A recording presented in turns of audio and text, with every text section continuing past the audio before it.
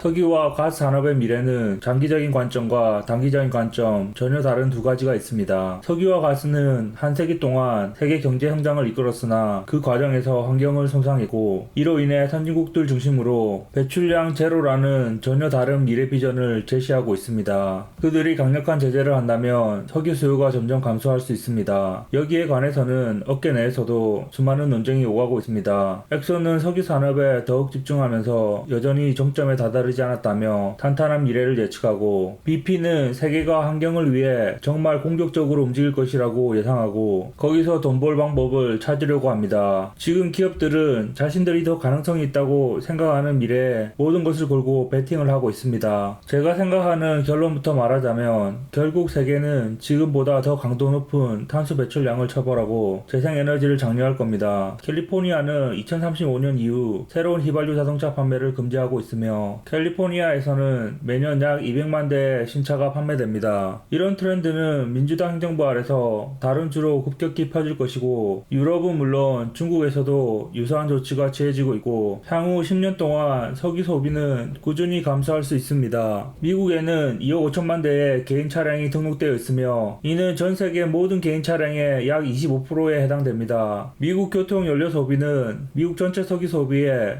60에서 70% 정도를 차지하며 그 양의 65% 이상이 개인용 차량입니다. 개인 차량의 60%가 세단이고 나머지 40%는 SUV, 픽업트럭과 오토바이입니다. 그리고 미국에서 소비되는 석유의 57%가 수입됩니다. 다시 말해 미국 개인 차량이 전부 전기차로 전환된다면 미국 전체 소비의 46% 정도가 줄어듭니다. 거기에 상업용 트럭들도 어느 정도 전기화한다면 오펙 국가로부터 석유 수입이 더는 필요 없을 수도 있습니다. 참고로 오펙은 세계 석유의 약 44%를 생산하고 있고 미국은 오펙 회원국들로부터 하루에 600만 배럴의 원유를 수입합니다. 미국은 극단적으로 운송수단에 쓰이는 석유량이 많은 편이고 전 세계적으로 보면 석유를 포함한 모든 에너지가 운송수단에 쓰이는 건 25에서 28% 정도입니다. 그 중에 휘발유와 디젤이 차지하는 비율이 약 70에서 75% 됩니다. 현재 세상의 모든 휘발유와 디젤 운송수단이 전기로 대체된다면 대략 전체 에너지 소비량의 20% 정도의 석유가 줄어드는 효과입니다. 물론 휘발유와 디젤로 가는 운송수단이 사라지는 게 아니라 전기로 대체되기 때문에 전기를 만드는 데 쓰이는 천연가스와 오일은 늘어나겠지만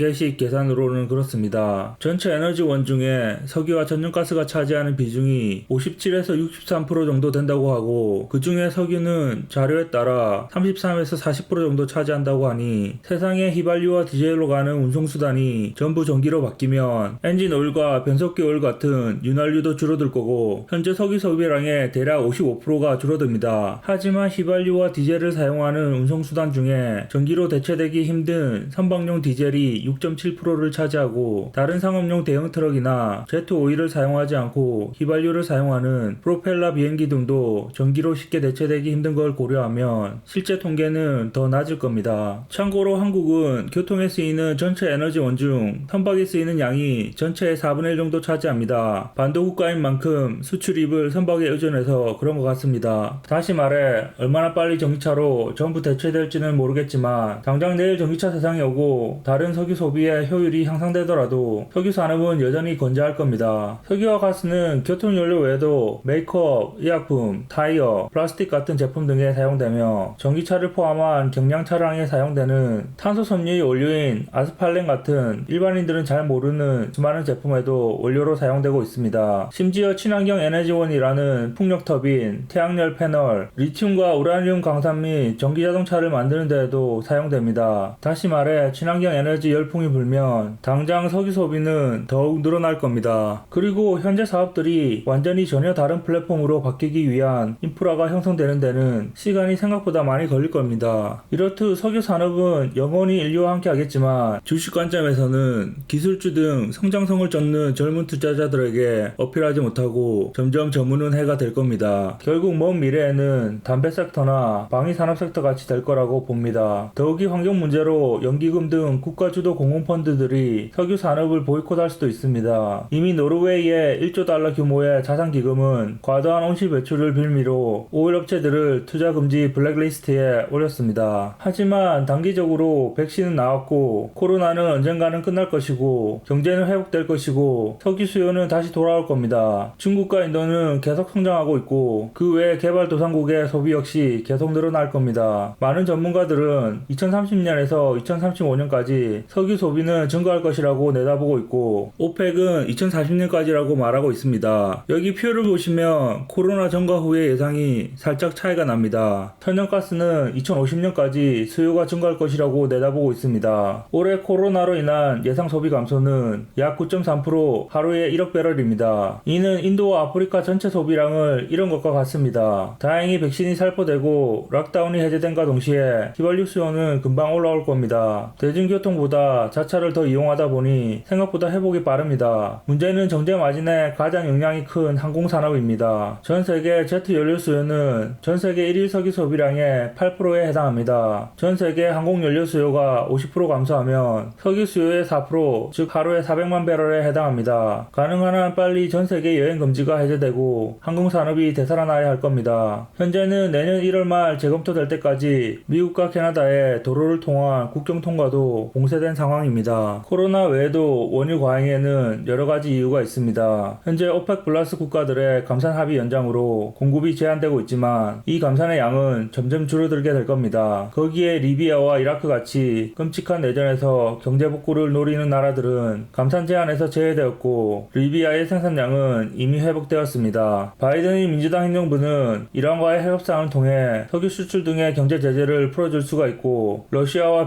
베네수엘라도 정치적인 협의를 통해 유사한 조치를 취할 수 있습니다. 즉 그들의 물량이 시장에 동시에 풀려버려서 석유 과잉을 부추길 수 있습니다. 하지만 많은 사람들이 모르고 있는 건 여전히 이란과 베네수엘라는 석유를 수출하고 있습니다. VIP 고객인 중국과 인도를 비롯한 미국의 경고에 크게 동요하지 않는 제3세계 국가들은 여전히 폭탄 할인 중인 이란과 베네수엘라 석유의 매력을 느낍니다. 오히려 이란과 베네수엘라 원유가 디스카운트 없이 합법적으로 시장 가격으로 풀릴 때 유가는 더욱 안정될 거라고 내다보는 전문가들도 있습니다. 바이든의 승리는 유가에 가장 큰 영향을 미치는 요소 중에 하나인 미중 무역 전쟁에서 긴장을 완화하고 세계 경제 환경을 개선하고 석유 시장을 활성화할 수 있는 잠재력을 가지고 있습니다. 바이든이 강경책으로 나간다면 무역 전쟁이 다시 불붙고 유가가 타격을 입을 가능성이 높겠지만 중국이 적당한 규모의 미국 제품을 추가로 구매하겠다는 약속으로 잘 마무리된다면 그 미국 제품 중에 석유와 천연가스를 포함한 에너지 제품이 최대 30빌리언 달러 정도의 가치가 들어갈 수도 있습니다. 전기차 시대에 태물인 석유 주식에 투자하는 단 하나의 이유는 대세 주식이든 한물간 주식이든 주식은 돈 벌려고 사는 거고 작게는 코로나 반등, 크게는 2014년 말 치킨 게임과 함께 시작된 6년간의 다운 사이클이던 원자재 석유가 이제 바닥을 찍고 다시 올라가는 사이클을 탔기 때문입니다. 이번 사이클에 잘 벌어서 그 수익금으로 테슬라 한 대 사고 대세인 전기차 시대를 즐기면 됩니다. 오케이, 거기까지.